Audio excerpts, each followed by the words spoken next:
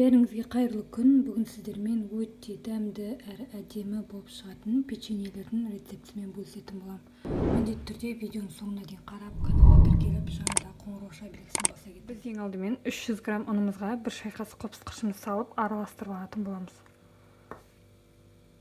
Келесі кезекте бөлме температурасында еріп тұрған сары майымызды саламыз. Содан соң 90 грамм шекерімізді саламыз.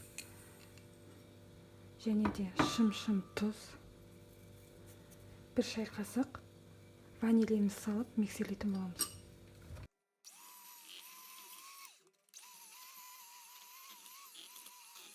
Содан соң алдын ала жарып дайындап алған бір жұмыртқамызды қосып тағы да содан соң ұнымызды қоса отырып, бірінші миксерлеп, содан соң лопаткамен, содан соң қолымызбен араластыратын боламыз.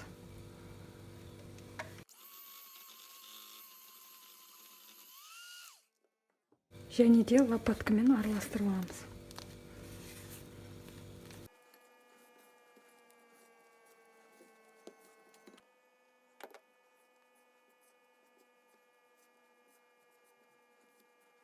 Соң қолымызбен илей отырып, өте жұмсақ қамыр илеп алатын.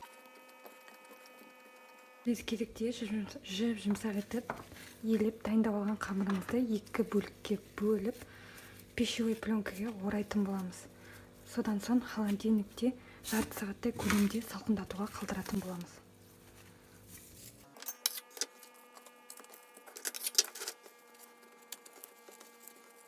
Келесі кезекте 30 минут өткен соң біз қамырымызды алып, оқтаудың көмегімен жайып алатын боламыз.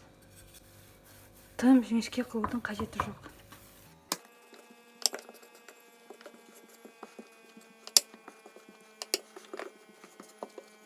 Және де осындай формамен кесіп шығатын боламыз. Кезекте қамырымызды 190 градуста 10-15 минут пісіріп алатын боламыз. Міне мен печеньелерді қатты қызартпай ақшылдау етіп пісіріп алдым. Келесі кезекте печеньені шоколадпен неше түрлі етіп сәндейтін боламыз.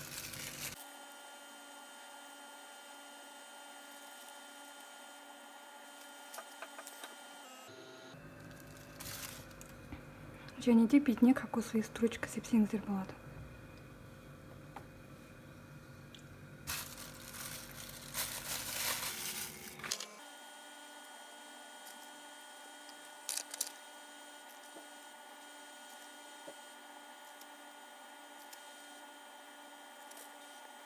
Міне біздің печеньелеріміз де дайын болды. Өте дәмді әрі әдемі болып шықты. Бәріңізге де дәл осы рецептімен жасап